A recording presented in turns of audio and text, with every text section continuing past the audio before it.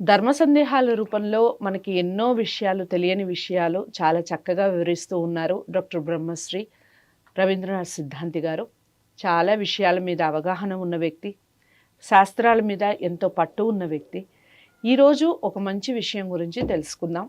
మనకి మామూలుగా చాలా విషయాల గురించి తెలుసు అనే అపోహ కూడా కొంతమందికి ఉంటుంది. అలాంటిదే పరిహారాలు చేసేటప్పుడు కూడా చిన్న చిన్న పొరపాట్లు చేస్తూ ఉంటాం. మనకెందుకు ఫలితం దక్కలేదు అని అనుకుంటూ ఉంటాం. అసలు పరిహారాలు ఎందుకు ఆలస్యం అవుతాయో గురువుగారి మాటల్లో తెలుసుకుందాం. నమస్కారం గురువు. నమస్కారం. మామూలుగా మీలాంటి పెద్దవాళ్ళని కనుక్కున్నప్పుడు లేదా మనం వెళ్ళి పంతులు గారిని కనుక్కున్నప్పుడు మనకున్న సమస్యకి పరిహారం చెప్తూ ఉంటారు. అవును. తూచా తప్పకుండా చేసేవాళ్ళు ఉంటారు, కానీ ఫలితం అనేది దక్కదు. ఎందుకో ఆ ఫలితానికి సంబంధించినది ఆలస్యం అవ్వడము, అసలు దక్కకపోవడమో జరుగుతూ ఉంటుంది. అవును. కారణం ఏంటంటారు?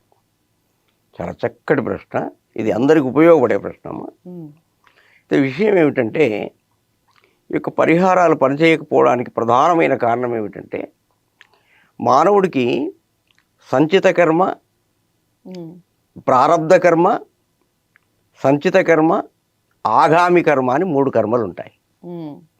అంటే ప్రారబ్ధ కర్మ ఎక్కువగా ఉన్నటువంటి వాళ్ళకు, అంటే మనం గతంలో ఒక బ్యాంక్ ఉంది, ఒక బ్యాంకులో మనం బాగా లేదా ఒక వ్యక్తికి మనం బాగా అప్పు కట్టాల్సినటువంటి వ్యక్తి ఉన్నాడు అనుకోండి.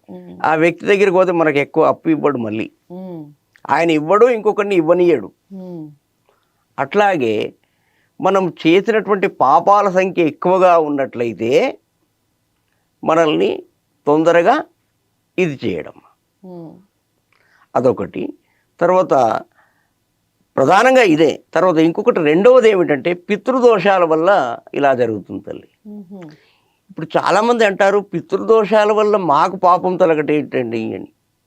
ఇప్పుడు మీరు భగీరథుడు వాళ్ళ యొక్క పితృదేవతలను లేపడానికి గంగానదిని, శివుణ్ణి మెప్పించి, విష్ణువును మెప్పించి అక్కడి నుండి గంగానదిని తీసుకొచ్చి ఆ యొక్క చక్రవర్తులందరినీ లేపుకున్నాడు.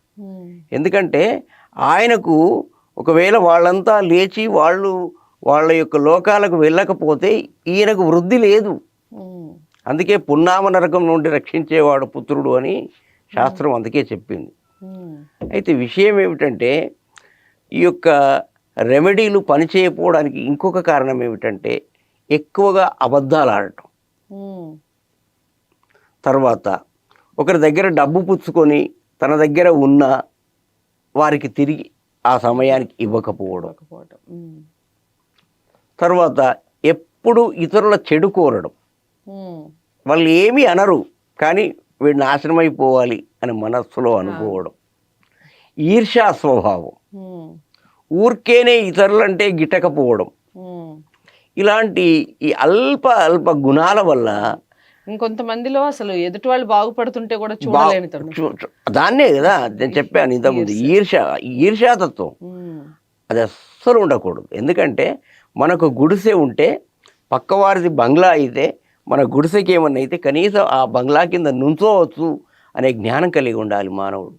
మనది గుడిసె అయ్యి వాడిది గుడిసె అయితే ఈ 2 గుడిసెలు కొట్టుకపోతే ఎక్కడుందాము అనే ఆలోచన చేయాలి మానవుడు. కాబట్టి ముఖ్యంగా నిజాన్ని మాట్లాడే వారికి పరిహారాలు తొందరగా ఫలిస్తాయి తల్లి. ఇదొకటి బాగా జ్ఞాపకం ఉంచుకోవాలి ఎవరైనా, నాతో సహా. ఎందుకంటే నేనే చెప్తున్నాను కాబట్టి నేను చెప్పుకుంటున్నాను. పరిహారాలు ఎందుకు అంటే, పితృదోషాలు ఏమైనా ఉంటే తల్లి, ఇదొక చాలా ముఖ్యమైన విషయం ప్రజలకు తెలియజేస్తున్నాను. దయచేసి మీకు ఎవరికైనా పితృదోషాలు ఉన్నట్లయితే, మన జోగులాంబ గద్వాలలో శ్మశాన నారాయణ స్వామి అనేటువంటి ఒక ఆలయం ఉంది. అక్కడ ఒక 1500-1000 రూపాయలు అట్లా ఫీజు తీసుకొని మీ యొక్క పితృదోషం ఏదైతే మీ పితృవులందరినీ మీకు జ్ఞాపకం ఉన్నంత వాళ్ళందరినీ పేర్లు చెప్పండి. మీకు వాళ్ళు ఆ దోష నివారణ చేయిస్తారు.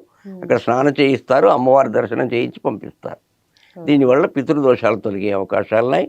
అలా చేయడం వల్ల తప్పనిసరిగా మీ జీవితంలో మార్పు వస్తుంది. ఇది సత్యం, సత్యం పునః సత్యం. చాలా చక్కగా చెప్పారు గురువుగారు. మొత్తానికి మనందరికీ సమస్యకు ఒక పరిష్కారం దొరికిందని చెప్పొచ్చు. మామూలుగా పితృదోషాలు, దాని నివారణ అని మాట్లాడుకుంటూ ఉంటారు, కానీ దానికి సొల్యూషన్ ఏమిటో చెప్పారు గురువుగారు. చాలా అంటే చాలా మంచి రెమెడీ ఇది. ఒకసారి పాటించి చూడండి. ముఖ్యంగా మనం ఏదైనా కోరుకున్నది మన సంకల్పం అనేది నెరవేరాలి అంటే ముందుగా మనం ఏమేం చెయ్యాలి, ఎలాంటివి మనలో ఉండకూడదు అనే విషయాలు కూడా చాలా చక్కగా చెప్పారు. అవన్నీ పాటిస్తూనే పితృదోషాలు కూడా పోయేలా ప్రయత్నించి చూడండి. వీడియో అందరికీ షేర్ చేయండి. చాలామందికి ఉపయోగపడే వీడియో లైక్ చేసి షేర్ చేయండి. ఛానల్ని సబ్స్క్రైబ్ చేసుకోండి. ఇలాంటి మరిన్ని మంచి వీడియోస్తో, మరిన్ని మంచి కార్యక్రమాలతో మళ్ళీ మీ ముందుకు వచ్చే ప్రయత్నం చేస్తాను గురువుగారితో. అంతవరకు సెలవు. నమస్తే.